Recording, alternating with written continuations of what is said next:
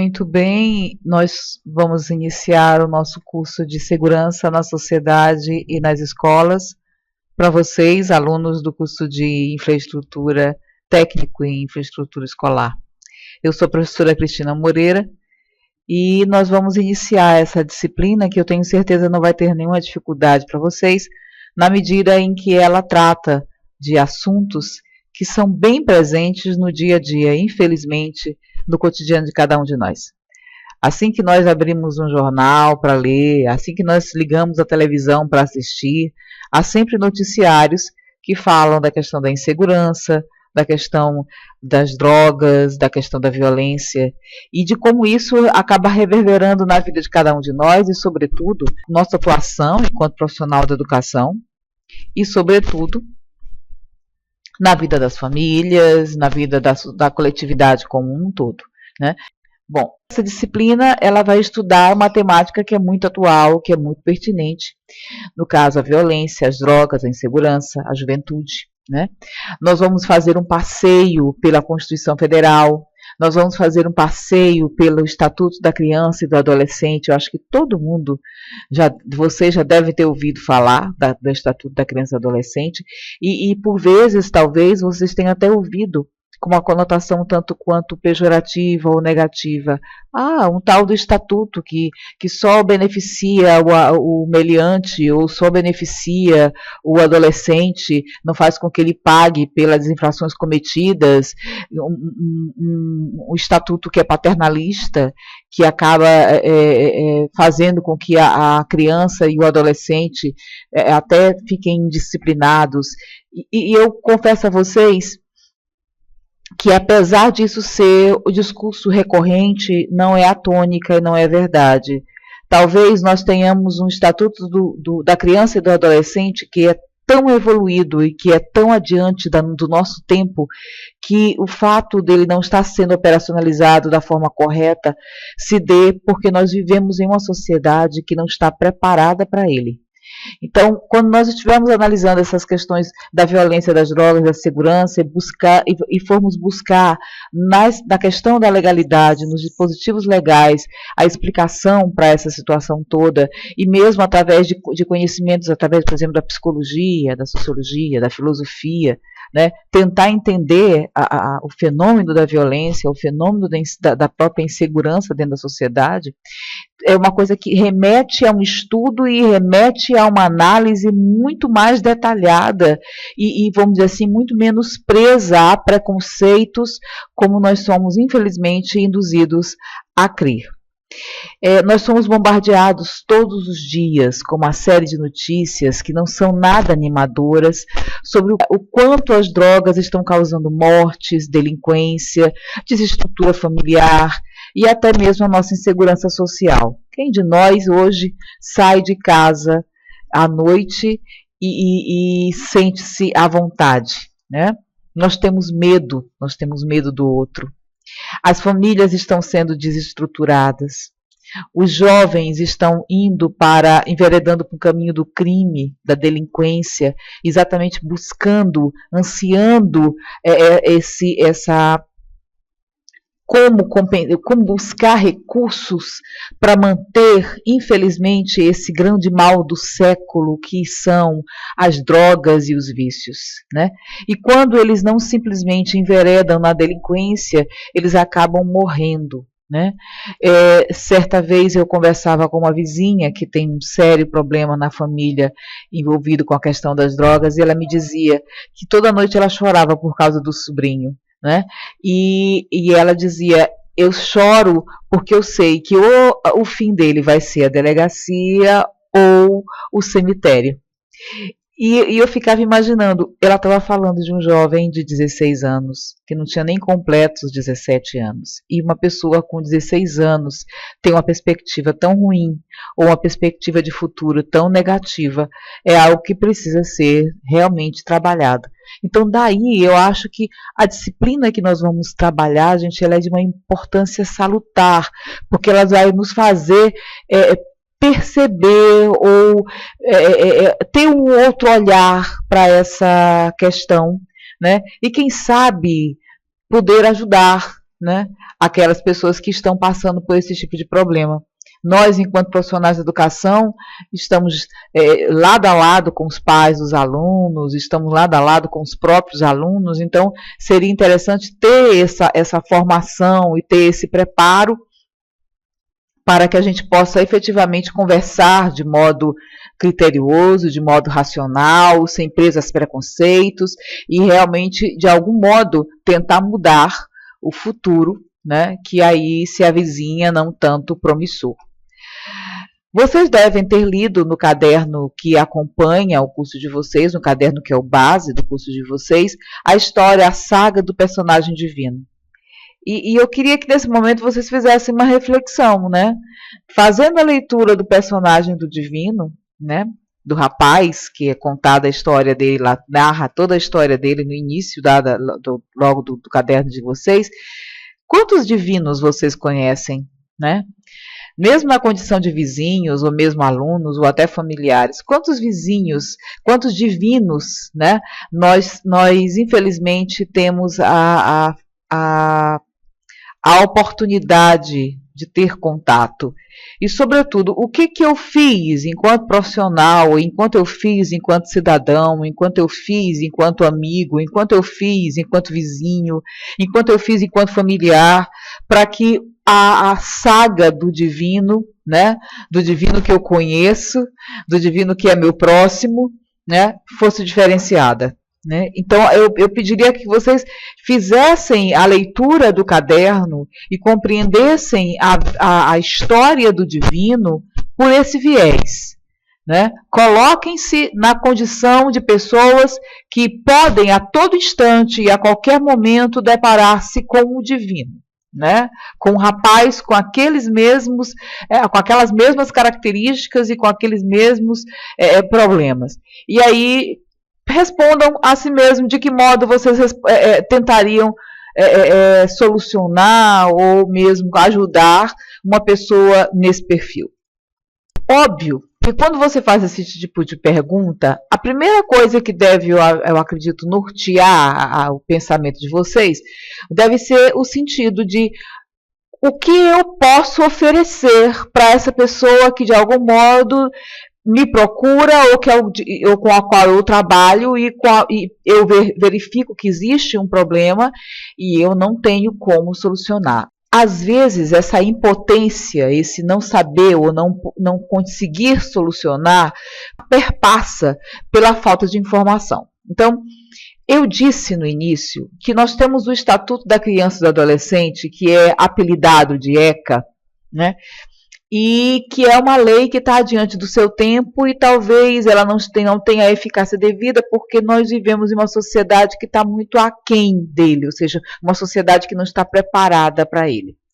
Então, só para vocês terem uma ideia, o artigo 4º do ECA destaca que a sociedade, a família e o poder público devem assegurar com absoluta prioridade condições de vida digna às crianças e aos adolescentes. A primeira coisa que a gente tem que questionar quando lê o artigo 4º do ECA é saber o que efetivamente isso significa. O que efetivamente significa quando eu uso a expressão absoluta prioridade? O que é efetivamente essa absoluta prioridade e, sobretudo, como é que essa absoluta prioridade pode ser vista de forma concreta no dia a dia da gente? E daí eu já quero dizer que nós vamos, como eu disse no início, nós vamos passear pela Constituição, nós vamos passear pelo ECA e o próprio caderno de trabalho de vocês, o caderno base de vocês, ele dá o norte de o que você tem que procurar, quais são os dispositivos, quais são os artigos que você vai ter que se voltar no ECA, quais são os artigos que você vai ter que se voltar para a Constituição, porque com base nisso a gente vai entender um pouquinho essa questão da segurança, né, e o modo como o Estado trabalha no sentido de fazer com que essa segurança seja alcançada. E aí, voltando aqui para o nosso artigo 4º, eu dizia o que significa, então, falar em absoluta prioridade. O que significa isso? No tocante ao poder público, ou seja, aos nossos gestores, nós temos um autor chamado Wilson Liberati, que tem um livro, inclusive, que é sobre o ECA, e faz comentários sobre a lei, que ele diz o seguinte: olha, isso significa que enquanto não existirem creches, escolas, postos de saúde, atendimento preventivo e emergencial às gestantes, dignas moradias e trabalho, o gestor público ele não deveria construir sambódromos, monumentos artísticos ou outro tipo de atitude que, de algum modo, não é tão prioridade, tá? E que não vão efetivamente mudar o quadro de vida, de saúde, de lar, de prevenção de doenças, que, segundo o Liberati, muito corretamente, são mais importantes que as obras de concreto que ficam para demonstrar o poder do governante. É óbvio que o governante ele acaba sendo lembrado realmente pelas obras de concreto que ele faz, ou seja, ao invés de eu melhorar a estrutura da escola do ponto de vista do funcionamento dela, é mais fácil construir um prédio. Mas esse prédio, ele não tem vida. Ele é obra de concreto. Quem dá vida a esse prédio são as pessoas que nele se fazem presentes. Tanto aqueles que trabalham efetivamente no prédio, como não é o nosso caso, quanto aqueles que buscam nesse prédio o trabalho dessas pessoas, a fim de que elas consigam ter da realidade uma visão diferenciada, uma visão mais crítica acerca do real. Então, quando se fala dessa questão da prioridade absoluta, quer dizer que a visão do governante precisa ser modificada. Precisa ser modificada para que sejam atingidas ou sejam buscadas as soluções para as questões emergenciais. E aí você deve estar me perguntando, Cristina, mas eu, técnico em infraestrutura educacional, vou dizer para um governador, para um prefeito o que ele tem que fazer? Não eu estou dizendo que você sozinho faz isso. Eu estou dizendo que é importante conhecermos o dispositivo de lei, porque unidos nós podemos pedir ou solicitar, ou mesmo exigir, afinal de contas nós votamos, e o poder que hoje o governador tem ou o prefeito tem foi delegado por nós, através do nosso voto. Então nós temos, em virtude disso, a condição e a faculdade de exigir que ele haja e que ele execute obras que realmente sejam de prioridade absoluta. Entenderam? É isso que, na verdade, a gente vai querer mostrar para vocês. No tocante à família, porque, logicamente, a criança não é só responsabilidade do Estado, ela também é responsabilidade da família, vale observar que é o primeiro agente socializador do ser humano. Então, toda e qualquer pessoa tem esse agente socializador que é a família. Dentro da família, se falta afeto, se falta amor, com certeza isso vai gravar de modo negativo a pessoa futuramente.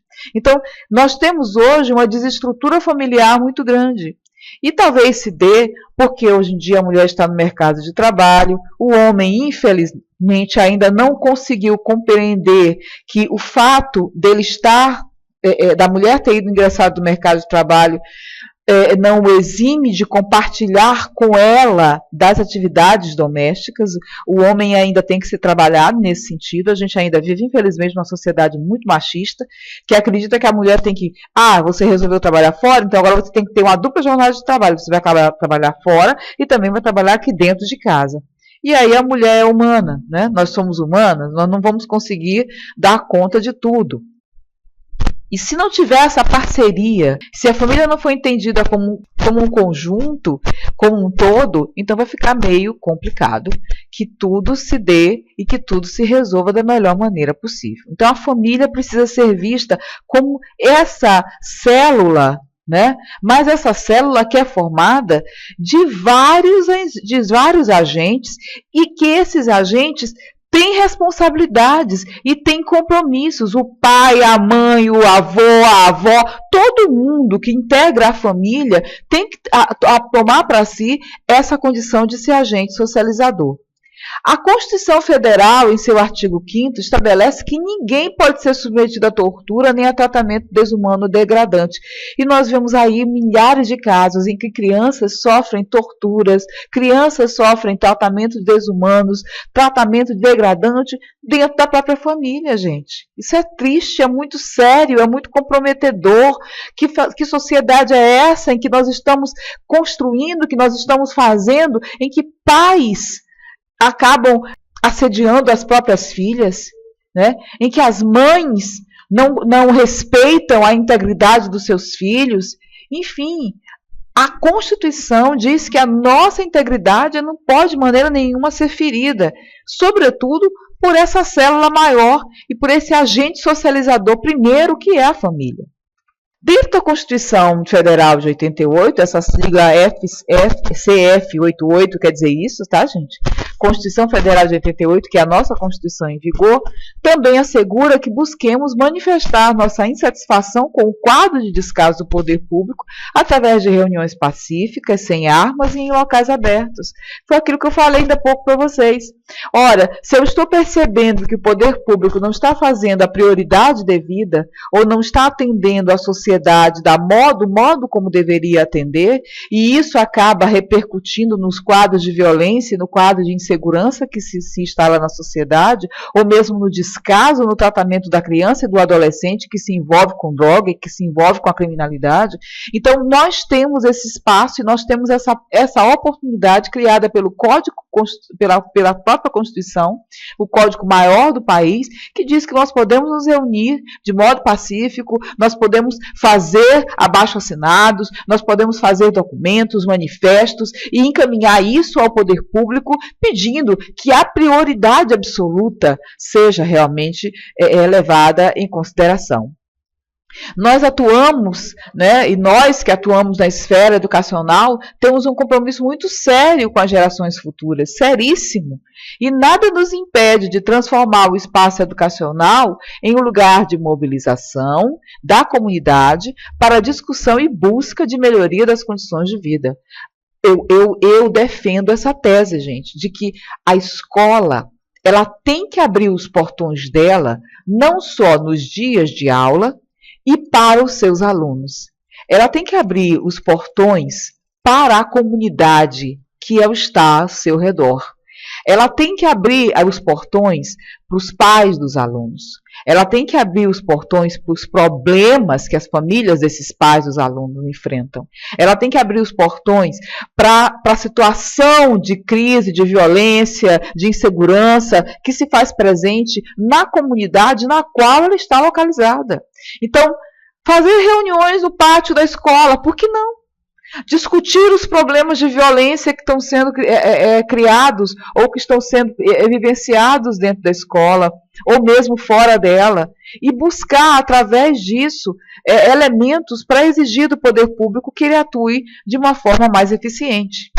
A segurança ela não pode ser buscada apenas pela via da repressão, porque, inclusive, nós vamos falar dos órgãos repressivos, né, e da forma que o poder público encontra, através desses órgãos, de fazer com que a segurança se estabeleça na sociedade.